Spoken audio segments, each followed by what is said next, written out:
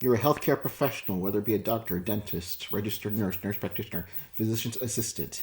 You're an entrepreneur. You're spending a lot of time building your own business in hopes of becoming financially free, financially independent. A lot of work, but what are you doing all of this for? I've always preached about leaving a legacy. So what does that mean? Well, leaving a legacy means something different to each of us. For myself, who started on his entrepreneurial journey 20 plus years ago, I was just wanting to spend more time with my boys, my wife. Having a boy with special needs, building a business allowed me to do that. Later on, it meant leaving a legacy meant being a role model for my kids, showing them that there's a different way to earn a living. Maybe you could become financially independent. You could become self-sufficient by using your knowledge that could provide something of value and that could help other people. For others, leaving a legacy just means promoting a cause that they're passionate about, and then leaving a stamp now and for many years to come and of what you believed in. And that phrase, leaving a legacy, resonates with a lot of people. But interestingly enough, not a lot of females and not a lot of female doctors have that mindset.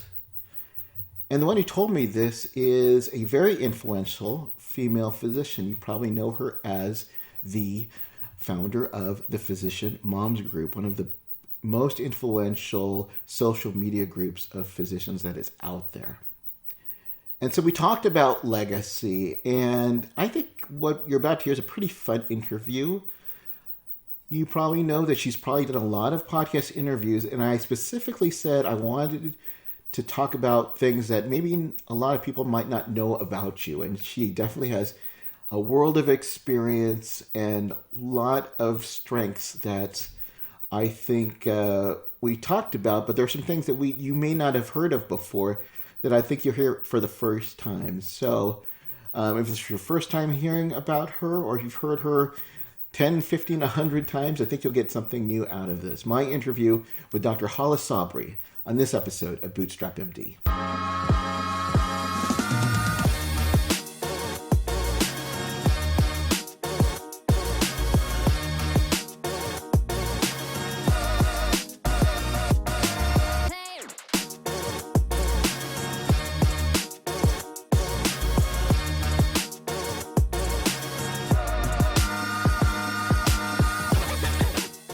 Hey guys, it's Dr. Mike Blooming. Welcome to another edition of Bootstrap MD. This is the podcast for physician entrepreneurs. And I'm just super pumped for my next guest. Actually, she really doesn't need an introduction. If you're a physician, which most of you are, and we do have many moms who listen to me, or so I'm told, you already know who she is. She is the founder of the Physician Moms Group, one of the largest, if not the largest group, social media group for physicians that are out there. So much to talk about. She's a board certified emergency room physician. She's a chief community officer of Doctorpedia. She has a really cool course that we're going to talk about called the Legacy Mindset for Women. Again, needs no introduction, Dr. Hala Sabry. Hala, how are you doing? Oh my gosh. I cannot believe when you asked me to be on your podcast, I was like, just floored. So I just want to thank you for having me here, and for everybody listening. It's crazy to be considered an entrepreneur. Like, I don't think I really actually gave myself that title until maybe a year ago, even though it's funny, even just hearing your introduction to me, I'm like, why didn't I think of that earlier? So funny. Yeah. And unlike most things that doctors think, you didn't have to pay thousands of dollars for a certification for physician entrepreneur. You just bestowed it upon yourself, right? I know, it's definitely ludicrous, right? Like we've been taught for so long that you can't claim anything unless you've taken so many board exams and paid so much money to have this little piece of paper on the wall that nobody cares about except for you. So it's really interesting. Well, at the time of this recording, at the time that you're watching this, you're actually in the middle of your launch for this course that's coming out. And so I thank you. I don't know why you agreed to this interview, because I know all about launches and all the stress and strain about that. Maybe we could talk about that a little bit. But we're also recording at the time. We're at Peter Kim's Leverage and Growth Conference, and that's going on. So I know you got so many things that are here. And because of that, and because you are so famous, at least in our little industry community, I know, and we're going to be, transparent. I know you're all about authenticity. You've done a lot of podcast interviews. I And have. so you've done a lot of podcast interviews. I know a lot of people already know about your story and about how you started Physician Moms Group. And if you don't know, then I please go and listen to those. I'm not trying to make light of it. It's a really interesting story how she started the group. Also, I just want to know, is it true? Is it the largest social media group of physicians that's out there? I think I don't know if it's the largest now. I don't know. I think Physician Side Gigs has very similar numbers. I really honestly don't compare, but I think it's the largest for women. Definitely.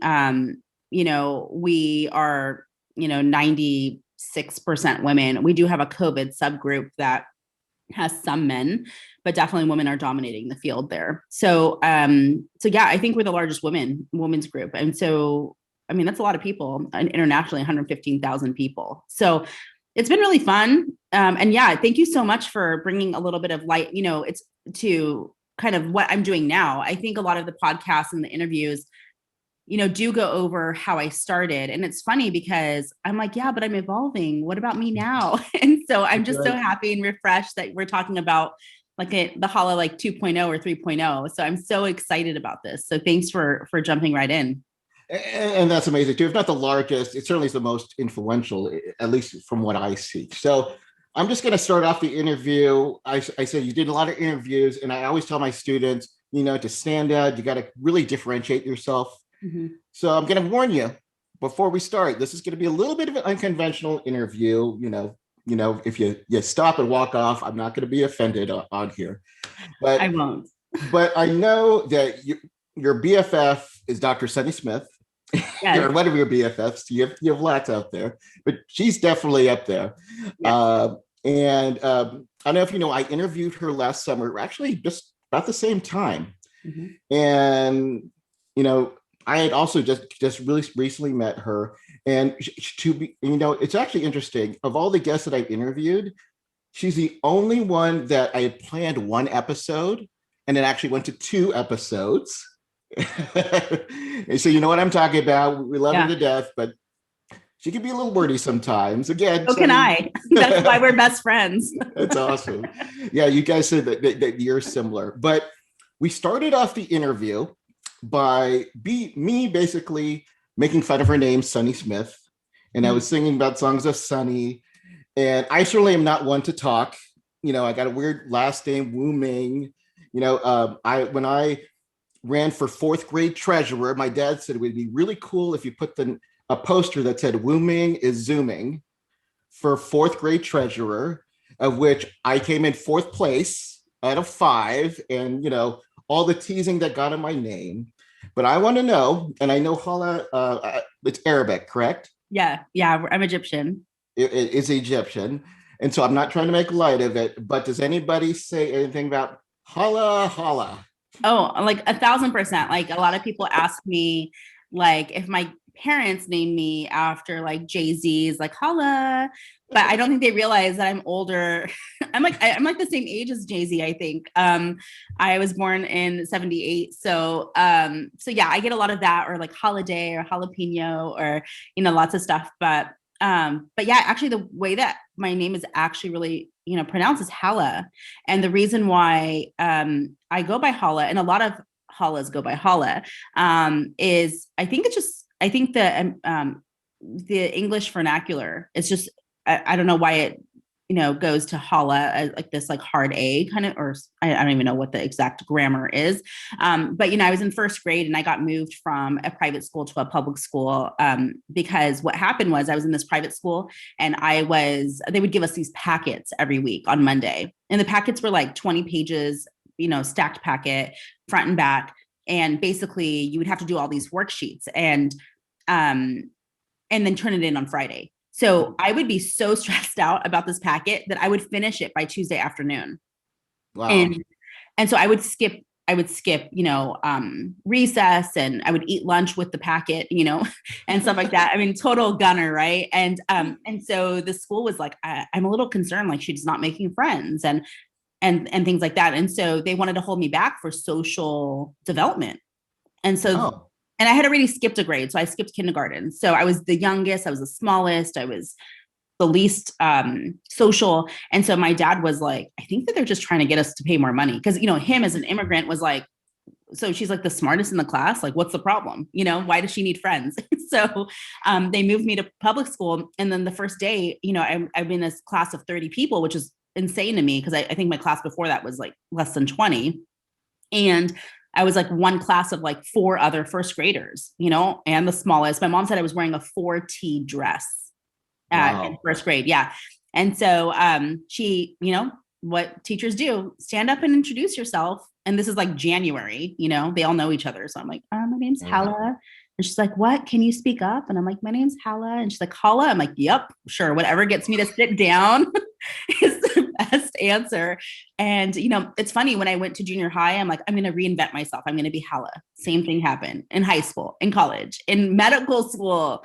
So I'm Hala. I'm Hala for life.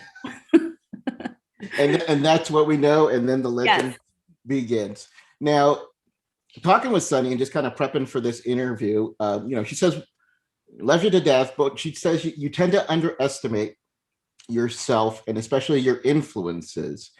And so I did my research before for this interview, and you know, just putting up in your name. And when I mean research, I'm just Googling you, like everybody Yeah. else is on. Yeah. And you know, talk about authentic. You know, your name comes up, and just like you're putting yourself out there, and really, we're going to talk about legacy. You know, the internet, Google, that is your legacy. What is coming up? And just some of the things that you've done, and this probably doesn't even scratch the surface. I mean, I found a USA Today article from a few years ago with your Yeah. battle for infertilization. How, I mean, talk about just putting yourself out there. How did that kind of come about?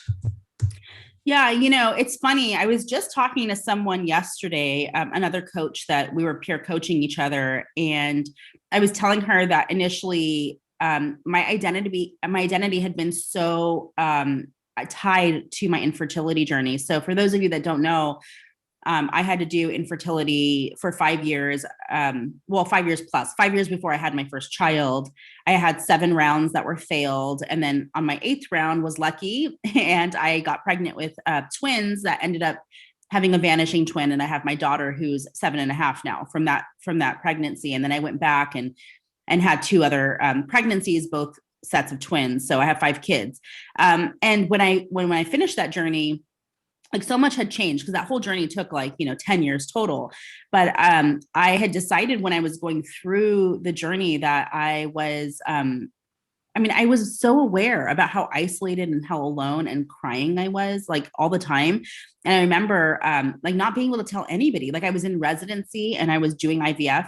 And I was like, nobody wants to know this because they don't want me getting pregnant because who's going to cover my shifts, you know? And so just kind of like the added isolation on top of just having infertility and feeling like you're broken, like your body is not doing what a woman's body should do. Like, I think that was like a very common thought pattern in my brain. And I remember the 1 hour of the day that I would look forward to every day. It was 4:00. And that's because the Ellen DeGeneres show would play. And I would cry every single time. And I think what Ellen had shown me, and I know that there's a lot of like, bad press that she's gotten in the last year. But what she had given me though, it was hope. You know, I was like, look at this woman who also suffered from isolation because of her sexual orientation and, you know, got things taken away from her, like just very similar. I mean, in a way, very similar situations. But not only did she rise on top, but she doesn't downplay it. She always remembers it. She always talks about it. Mm. And she is even more generous and giving. At least that's what the show, you know, makes us, you know, think. And I was like, you know, I don't know, you know, how I'm going to do this, but I know that when I get pregnant, if I'm lucky enough, if that's what the universe has for me, I'm going to make sure to help other women. And in my brain, it was really with infertility, right? Because that was my world. So I'm still part of infertility groups and I still go in there, and especially like on Mother's Day and holidays, where those were constant reminders and triggers about like the family you don't have, that was really hard. And so I always go in and give them hope, like, hey, even after 7 failed cycles, $150,000 in the hole, I thought there was no way I was going to have a family, and just like kind of how it ended up, and to give him, hope.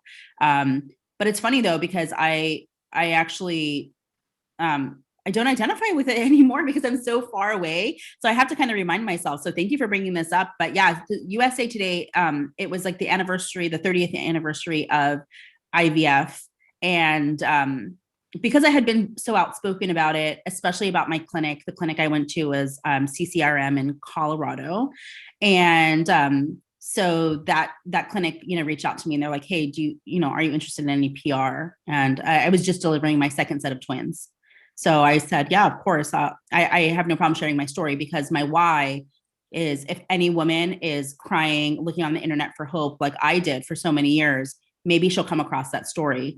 And ironically, that story has been seen. The author of that story had reached out to me saying that she was so surprised about not only how many times that story has been seen. I don't even know what the counter is for that, but also like it continues to be seen. And I continue to get emails from women who ask me questions, follow-up questions. And I answer every single one of them, because I'm committed to making sure that people don't feel alone. But since then, there's so many amazing, there's a coach that is committed to this like work too. Her name's Kate Chandler, I believe her last name is. And so I'm just so glad that whether I took part in any of that, that there's other women who also feel committed to that journey of normalizing infertility. So that's kind of how it came about. But yeah, it's so funny. I don't talk about infertility nearly as much as I did anymore, but it's definitely a big part of my journey, and why I even started PMG, because when I started trying to make decisions whether I was going to stay home with my kids or I was going to continue to work as a doctor, part of my thoughts were like, I worked too hard. I paid too much money to have these kids, to have somebody else raise them. And for me to have to choose between my career and being a mom, so really that's part of the foundation of everything that I am today. So everything that you're hearing in this interview really started from struggle and sacrifice and sadness, and seeing, and then eventually resilience and seeing hope. Remember when you could practice medicine on your own terms? What if you could take control of your physician career, make more money while working smarter, not harder? Pick up your copy of The Positioned Physician. Earn more, work smart, and love medicine again. Now updated for 2021, The Positioned Physician details one doctor's journey from burnt-out employee to successful entrepreneur. Whether you are in residency, in mid-career, or close to retirement, after reading The Positioned Physician, you'll gain the knowledge that can strategically impact your doctor life. The Positioned Physician, now available on Amazon Kindle and paperback. Oh, I see the pictures, 5 beautiful children, handsome husband here. I got to ask, with so many kids now, do you ever forget their names when you're... Oh, all the time. I'm like, what's your name? I have 2 dogs, and sometimes I call them by the dogs' names, but they think it's hilarious. And now they try to play tricks on me, especially the twins. They'll be like, no, I am so-and-so. And I mean, none of them are identical, but for some reason they think they are. So they're like, I'm Athena today. No, I'm Fifi today. So it's really fun. They're so cute, but yeah, I have a lot of fun with it.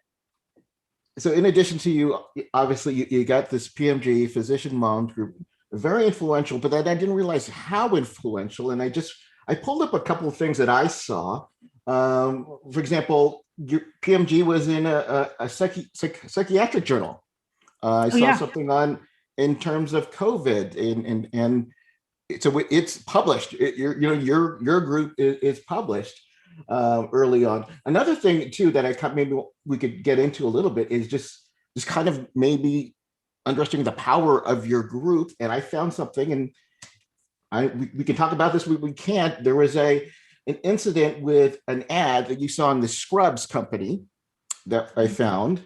Yeah. And you found it. You posted something because you found that ad was demeaning. You want to talk about it? Yeah. So I don't know, maybe 2-3 months ago, I don't even know how long ago now it was.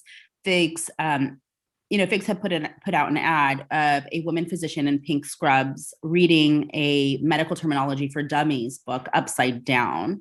And then, it was like a video ad. And so she was reading it and then kind of thought it was too hard, even with her pink scrubs reading this book upside down. So she closes the book and kind of throws it to the side, like, who cares about books anyways? And I saw that ad and I was like, I was already a little bit skeptical of Fig's advertisements, because I think that, and I think it's hard. I think it's hard. We're selling apparel. You need to be like marketing it. Like, you want beautiful models, you want racy things, like maybe a little edgy. Sure. Yeah. You want edgy. Right. And so like, I totally respect the company for all they built. Right. But I think that early on, like, I started not personally as a consumer, like, not speaking on behalf of PMG in any way, but as a consumer, I started kind of not really identifying with their ads, because I was like, that's not what my body looks like. That's not how I act at work. I wear socks because like I see lots of blood and I'm putting in chest tubes. And so for me, I just thought it was unrealistic. So, I've never really been super connected to the brand, although I do respect what they've built and everything like that. So when I saw the ad, though, I was really taken back. Now, I also, you have to understand, like, I've been really understanding of their ads, like, for the last couple of years. And there's been a couple of things that have been problematic, just personally as a consumer. But now, my whole point is legacy, right? And so there's this actual study by Save the Children that I've been quoting up and down everywhere.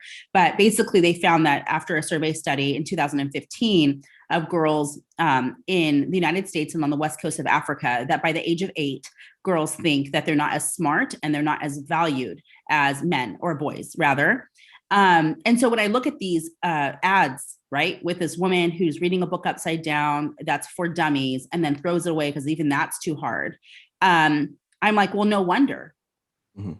No wonder. Like, how, like, and this is a woman-run company. This is internal misogyny. Wow. Internalized misogyny. So misogyny is sexism. Internalized misogyny is when women promote it. And so women can be sexist too against their own kind. And so I think that when I saw that, I was like, okay, this is where like I need to say something. Like, I let go of a lot of my opinions before. And, honestly, being an influencer myself, like, and I really have a hard time even with that title, because I think like it kind of like, in the layman's terms, like, means like, getting money for ads or whatever it may right. be. It has a picture that we think of influencer. Yeah. And so I'm talking about influencer as like somebody who's a leader that can influence somebody else's opinion, not about buying something, but about anything. I'm really hesitant to put out personal opinions that I'm not very well thought out, like, about all of the pros and cons and things like that. And if this is something that's just like my personal vendetta versus a bigger mission, So when that happened, though, I was like, okay, like, I've been reading about this study. I've been trying to figure out, like, how do we change the girls' mindsets at 8 years old, realizing that at 40, we still have that same mindset. And this is why we hit mid-career crisis. And I'm like, this is like not helping. And so I wanted people to see, and I thought it was a great example. It's kind of like a morbidity and mortality conference, like where you have like a really good picture of like the chest x-ray that's gone wrong or whatever it may be. So it was really late at night. I screenshotted it and I just put, this is what sexism in medicine looks like. Just plain and simple. This is what it is. And it's so easy to creep into it and think it's funny and it's fun and it's racy and it's edgy, but it's actually very damaging. And they did the same thing to male nurses. They had the same ad with a male nurse, 2 marginalized populations. Out of all of the healthcare workers, 76% of women, 76% of healthcare workers are women. Every single healthcare line, doctors, respiratory therapists, like, name it, right, is all male dominated except for nursing. Nursing is the one that is women dominated. So they put a male nurse in there. And I was like, okay, that's not okay either. This is not just about women. It's just about marginalized populations. And so I posted it. It did go completely viral, ended up on the news. And actually, what people don't know is that the CEO of the company actually called me on my cell phone. Wow. And yeah. And so, and we had a really good conversation. She was very straight to the point. She's like, she wasn't mad. I don't know, maybe she was, but she didn't tell me she was mad. She was like, I just want feedback on how we could be better. Mm. And how quick? So they took down the ad. They took down the ad. Well, before she even called me, they took down the ad. How quick was it? That's what I'm curious. How quick was I think a day. I think a day. Yeah. Wow. I think within a day.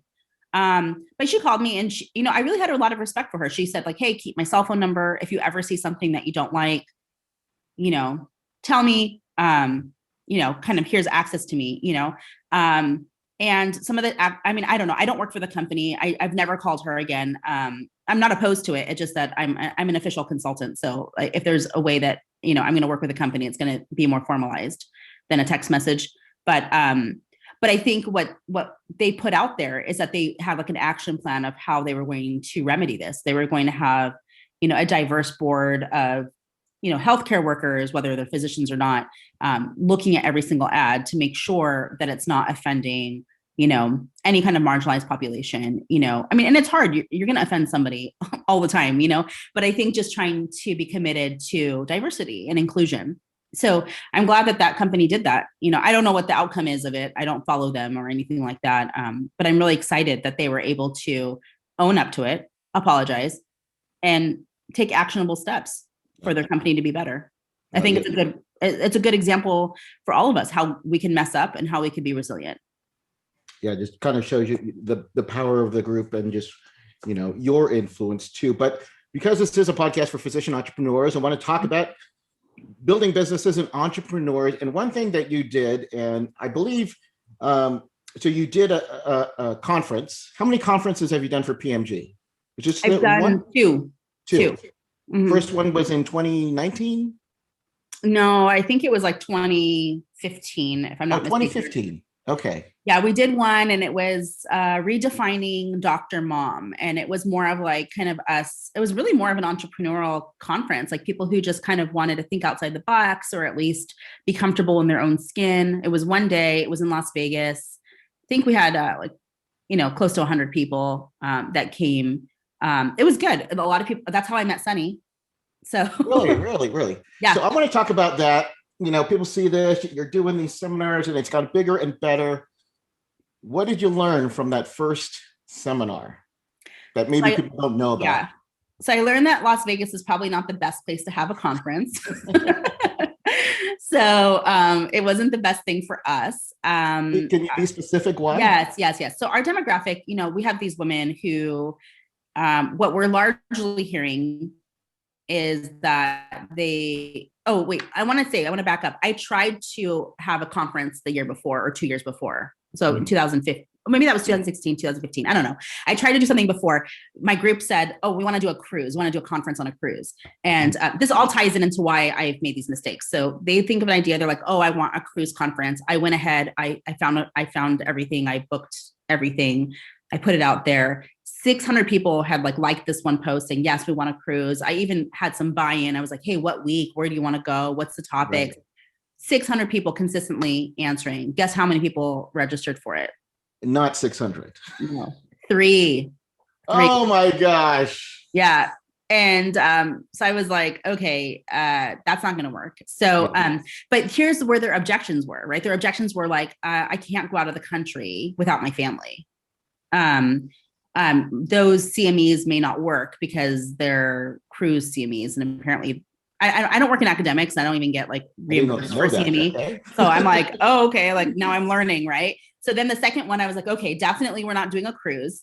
Yeah. And we're going to do somewhere where, everybody can fly in and fly out the same day if they want to, so Las Vegas seemed okay. The objections, I can't take my kids because Las Vegas is not a child-friendly area, things like that. So I was like, okay, so I think my people, my group, they really value family. Why am I trying to work around that? So this third one, I guess, third attempt, right, was a family conference. So we had a kids track. So you drop off your kids, they learn throughout the day. So that we have a plastic surgeon teaching them how to do sutures. It's age appropriate. So the younger, I hope so. But yeah, the younger ones are learning how to tie. The older ones got to touch a needle and learn how to inject. We brought oranges, and they learn how to inject. And I even tried it on my kids too, to make sure that they like weren't going to freak out, and kind of use them as a, trial. And then we had the fire department come and talk to them about first aid, and, what do you see? What do you do if somebody's down? Like what happens, and things like that, So it was really neat. My kids still talk about it. They talked about like how to learn how to splint, and things like that. So it was really neat. And then the parents, the moms, and, could go, and they were at the conference. And then we had a gala. We did a fundraiser for UNICEF, and it was so fun because we were dancing. We had an auction. It was fun. And then what happened was, though, is complete mess up on my part, but it ended up being the best part of the conference. I ended the childcare an hour earlier than the gala, and just did not realize we had changed some of the times. So all of a sudden they're like, we have to pick up our kids. And so the kids go to the childcare. They had their mini gala, but they went in pajamas. So they're having a pajama party. We're in like ball gowns. Okay. So my conference organizers were like, what do we do? And I'm like, dude, just bring the kids over here. So the kids are dancing on the dance floor. They're in pajamas. Parents are all dressed to the nines. That was the best part. I've never seen people so happy, and I was like, this is what PMG is. And this is what the future is. These are kids that are not only going to a conference, but they're involved. And one of the things also that happened, and I promise we can move on to the next topic, is when I had asked for speakers, one of the members, Dr. Jean Roby, her daughter was like, I want to speak. Can I speak at the kids track? Ooh. And I was like, whoa, okay. So I think she's like 14 at the time. So I'm like, oh yeah, sure. Like, of course. Right. And so I gave awards to every single speaker. It's this diamond award. It's really awesome. I love them. And so I actually presented her with an award, because usually we would present it after their talk, but because I wasn't there for her talk, I actually presented it to her at the gala. And that in itself, like her mom still messages me, telling me what impact that had on her daughter. And her daughter's name is Jade, and how she's gone on to apply for community service, and it's just helped her mission. And she still has that, that little, it's not little, but it's award, that she uses as inspiration. And I'm like, oh my gosh, like this is what we could be doing. Right. We could be changing the next generation of women physicians. And who else can say that they have part of that legacy? It's going to be us, our community. She could be president, and it started right there on that cruise. Awesome. Yeah, I'm excited for her and what she has to, offer for the world. So this has been awesome. And I mean, talk about a legacy, but I want you to change things up a little bit. And we're going to talk about the program that you're going. But like I said, I want to be a little bit unconventional.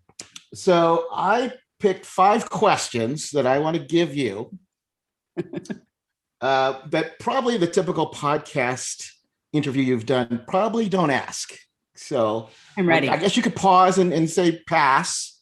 Okay. I think your fans would be very unhappy. So are you up for the challenge here? I will answer all 5 of them. Okay. 5 questions with Dr. Hala Sabry. Okay. Oops, my computer went down here. Okay. First question. What was the last show you binge watched? Oh, what's it called? The Crown, but there's also like this Netflix part. I think it's called the House of Windsor. That and Schitt's Creek. Those 2 things. Yeah. Yes. Those are pretty similar shows, I think, but we'll move on. Okay. This is one that I've wanted to know for a long time. Uh-huh. Have you ever been, or maybe have seen on someone else's screen, the Physician Dads Group? I do know Johnny Diaz, and I actually worked with him on a project last summer, and had been trying to get him some connections for some amazing ideas that he has. But so I know of Physician Dads Group. I have never seen a screenshot of any. Well, actually, no, I have seen some screenshots, but but I have not seen the group.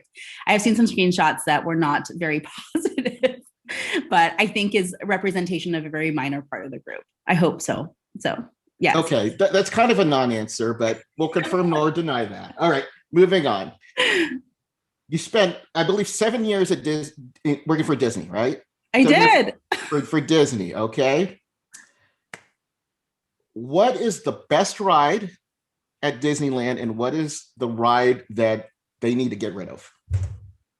Oh gosh. Okay. So the best ride. Oh my God, why are you asking me such a hard question? That's a really hard question. So I worked on Pirates of the Caribbean for many years and I was a lead on that ride. And so that will always be one of my favorites, and Small World, because I love the mission and that they actually opened it with UNICEF, which now I partner with. So both of those are my favorite. What do they need to get rid of? Gosh, at Say Hala Presidents. Oh my gosh. Well, at Disney World, yeah. Hall of Presidents, it was not my favorite, especially since they put Trump in. I am not a fan of him. But you know what? I think actually it's not really an attraction. It's not a ride, but Liberty Square in the what's it called? The World Showcase. Mhm. I don't know. I never stopped there. So maybe get rid of it. What is that? I don't even know what that is. It's like old colonial America. Oh, okay. And I'm like, let's put another country in there. Yeah, so maybe that's what I would get rid of. Okay, number 4. Yeah. So how do you think you're doing? Doing okay? Think you can do the rest too? Okay. You're an emergency room, board certified emergency room doctor. Yeah. What specialty or what specialist is the hardest to get into the ER? And what kind of superpower do you use to get him or her in to see a patient? Oh, well, this is like actually not fair, but yeah, I think ophthalmology, but to their defense, it's because they don't have the equipment in the ER. So like getting them to come, and also like, I mean, there's just so many different eye issues that come to the ER that are not really like ER. Like we don't have any of like the actual tools to help them. And what's really hard is most of these people don't have access to an ophthalmologist. And so it's like, I think that's the hardest part of it. But I will say that at every place I've worked at, I've connected and networked with the ophthalmologist, gotten their cell phone number, been able to text them and be able to get every single patient taken care of no matter what. So that's the way I've worked around it. That's the superpower. That's the secret. Yes. Kill them with kindness. Well, and they want to help too. So I think it's just, establishing a foundation. Yeah. Do they? All of them? Every 100%, all of them do? The ones I've talked to, yeah. Okay. I think that they have been great. Okay. One last question. Okay. You ready? Okay. Have you ever scheduled an interview and then later texted the interviewer to reschedule the interview because you had a conflict at the same time, but then later texted them back that realized you were on the wrong week? Is that ever? Gosh, that sounds so familiar. I think I did that this morning with you. All right. That wasn't a question. That was a question. We're going to end on, I know some of you, I think this is great. I'm learning a lot, but we're going to talk about entrepreneurship. This is kind of a standard question, but what 3 books influenced you the most as an entrepreneur? That changed your life? 3 books. I think, oh my gosh, there's so many books, but Atomic Habits for sure. Awesome Just book. about, and I actually give it, well, I don't want to say that. I give legacy boxes to all the people in my program, and that may or may not make an appearance in the legacy box. I think you blew it there, but okay. Maybe, we'll see. Atomic Habits, because I think for me, it was just a way of reframing my brain to be able to have the superpower to do anything. Yep. James Clear, Atomic Habits, you guys don't know. Uh-huh. Yeah, Atomic Habits by James Clear. First Things First. I think that was really helpful in me, like kind of when I started thinking about legacy, all of the internet really focuses on financial legacy. And I don't think that's what legacy is. And in fact, if you look up the definition of legacy, it's the expressions of one's value and their contribution to community and their family and to their environment. So that doesn't really even mean money. But before, I used to think that was like, you have to like leave $100 million to the Humane Society to have a legacy. I didn't know that it was accessible, but truthfully, your legacy is your obituary. If you don't think that you're leaving one, you are. So you might as well decide what you want to leave behind or not. But also, I kind of, I think through that book, I think I was like, I can enjoy my legacy. It's not something I'm leaving behind. It's something I'm making now for myself to enjoy. Right. And so I think that was really helpful. And then a third book, oh my gosh, let's see, there's so many. I think anything by Brene Brown, like any book that she's written has been really influential for me. But I think if anyone's like me, I listen to Brene Brown. I would binge watch like interviews by Oprah and things like that. And it would give me that feeling of sensation, like I could really do anything. But it was like the execution of like when I was in moments or when that feeling died down, it was like I was left again alone. So I think that's why, I kind of started delving more into this work of like, how can I extend the work of all these great women on a real practical level of helping them kind of change their mindset, not only by being an example of what can happen, but also having an opportunity for them to work with me directly. So I think those are not 3 books. Those are 3 kinds of books. But yeah, I think that's what I would do. You got it. You passed the challenge. Yay! The 5-question challenge. I know we've got only a few minutes left here, but you've got this course. I know you've put a lot of time and effort into it. It's probably, I think, your biggest course you've put up before. I mean, in terms of what you're doing, in terms of, I know you've put a lot of time and effort into this. Yeah, but I haven't made a course before. You haven't made a course. Okay. No, so I have not made a course before. So this is my first. So I'm accurate. Yeah, I am accurate. Yeah. First and biggest.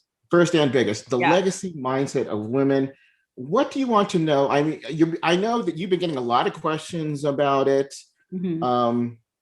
Maybe you can cover some of the questions that you're getting. I know you said you've got a lot of questions. First, is it, it's for women. The legacy mindset is for women. Do they have to be a doctor? No. For this course? No. They do not have to be a doctor. I'm really focusing on women in male-dominated fields because, like that study I mentioned, when the 8-year-old girls and them thinking that they're not valued or as smart, it's funny, when I first saw that article, I immediately was like, phew, I like dodged that bullet because clearly I think I'm smart and I'm valuable. And that's why I became a doctor. But, what's interesting is that, in my mid-career crisis where I was like, gosh, like what else do I want to do with my life? I mean, I was happy being a doctor. There's nothing wrong with that. Clearly, and I love it and I still do it. But I was like thinking more about like, what's the impact I'm going to have on my family, on my career, on medicine, like whatever it may be. And impact doesn't have to be big, it could be anything. And so I started kind of thinking like, instead of just thinking I was on this hamster wheel of life or just a cog in the wheel, like what kind of impact do I want to actively work towards to make sure I'm having? And so I think the mindset of a mid-career crisis is the same thing. Like, what's our value? And so for me, I was like, that's so interesting that 8-year-old is searching for her value and the 40-year-old or the mid-career person is searching for her value as well. And so I really want to speak to those mid-career, really highly motivated women who are in positions like me where, they became the lawyer, they became the dentist, they became the engineer, they became the woman in tech. All of these uphill battles with sexism and, competition. And then they get to a point and they're like, wait, where's my impact? Because I've just been so focused on the destination and tying my value with the destination of what I will be and not how I will act and how I will be. And so I think that for me, that group of individuals are really important. I mean, every woman is really important, but that group of individuals is what I'm focusing on because I think those women, that mindset needs to be cultivated because the 8-year-old girls are looking up to them. And those women are teaching the 8-year-old girls, whether those are their daughters or nieces, whatever it may be, they're teaching them. And so I think like even through this mindset shift that I've gone through, how I was thinking, I parent differently. Like the way that I teach my daughters, so different than what I would have done, 2 or 3 years ago. And so for me, I'm like, wow, like that's a legacy in itself. Just changing your mindset is a legacy in itself, focusing on your values. And And so I'm like, I know that my daughter, like right now, one of the examples I gave is that she wanted a cat and I did not want a cat. And so every time she'd be like, I want a cat. And I was like, no, just no. It's easier to say no. And so finally I just stopped. I said, why? Why do you want a cat? And so she kind of explained to me that she wanted somebody that was, I have two sets of twins and she's not a twin. So she was like, everybody has somebody. Yeah. And I was like, well, I don't have a twin. And she's like, yeah, but our other dog, he follows you around all the time. I'm like, yeah, because I feed him and I pet him and I walk him and I do all these things with him. And he's 10 years old. I've been doing this since, he thinks I'm his mom, And so I said, you would have to do that for this animal that we get. And so she's like, I'll do it, and we all know this, like kids are like, I'll feed it. I'll do this. And that, you're going to end up doing it. Right. And so I was like, look, I know I'm going to end up doing it. So like, we know that that's a given. So I'm not going to fight her on that part. She's, 7. But what I started doing is like, you cannot take care of another animal or another thing unless you take care of yourself first.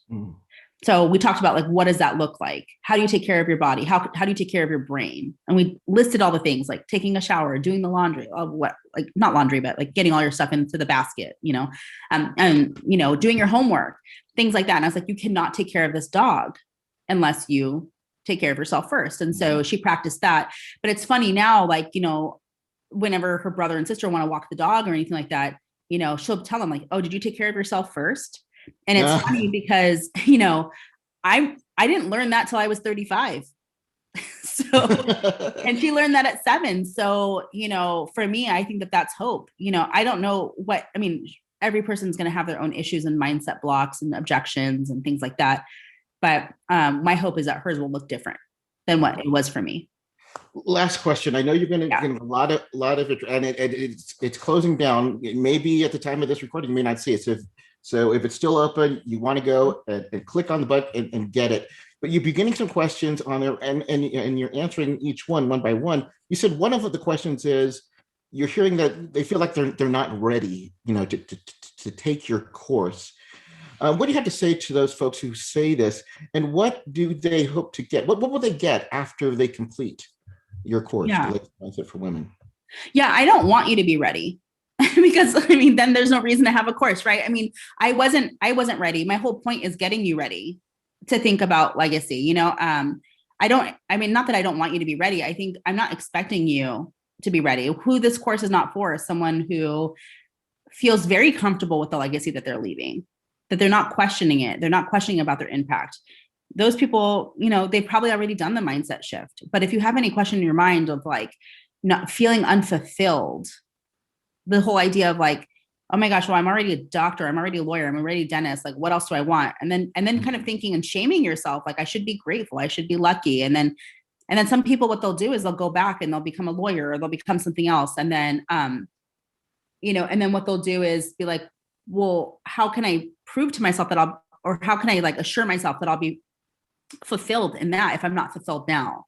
And so they constantly searching for changing their circumstance or giving themselves an opportunity that they think that will fulfill them, not realizing it's just a power within them. And so some of the things that I thought I was not ready to focus on legacy are things like, well, I don't have enough time. I don't have enough money. I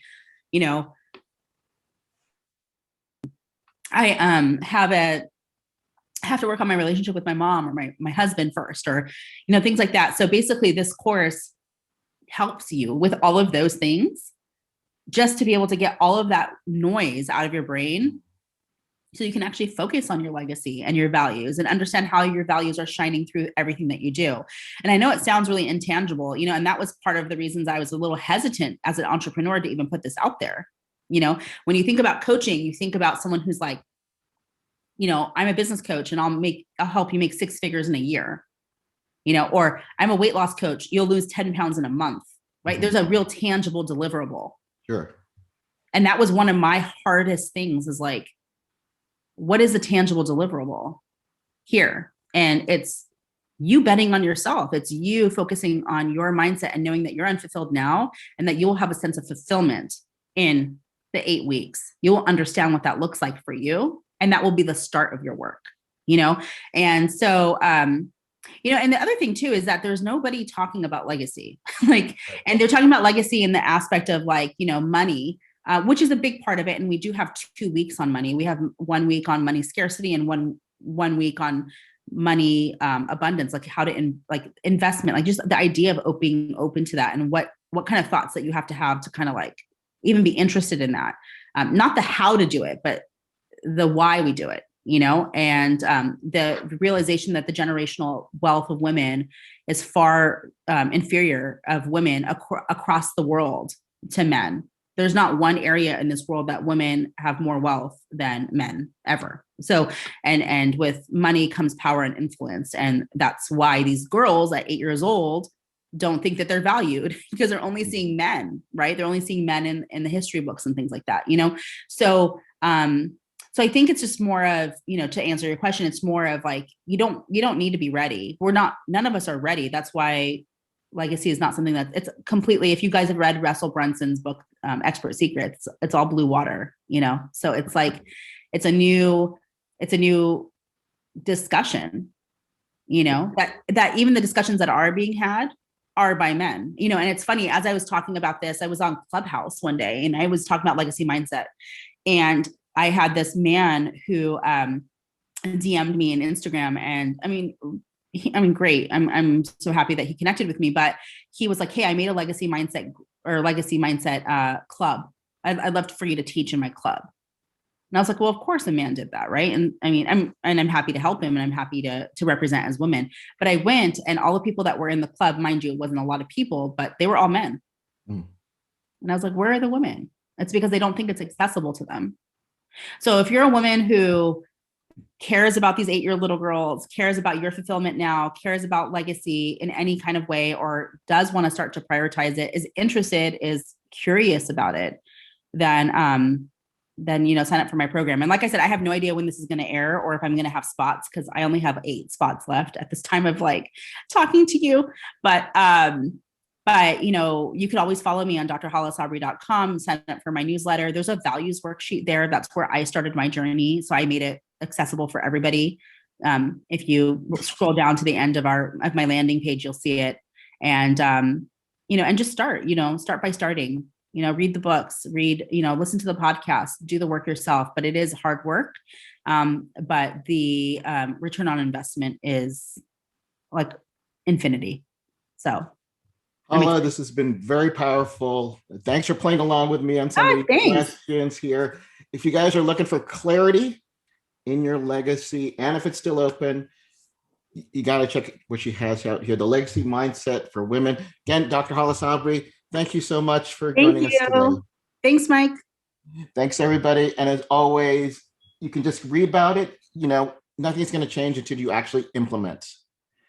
And so whatever that is, it's all about keep moving forward. I love that.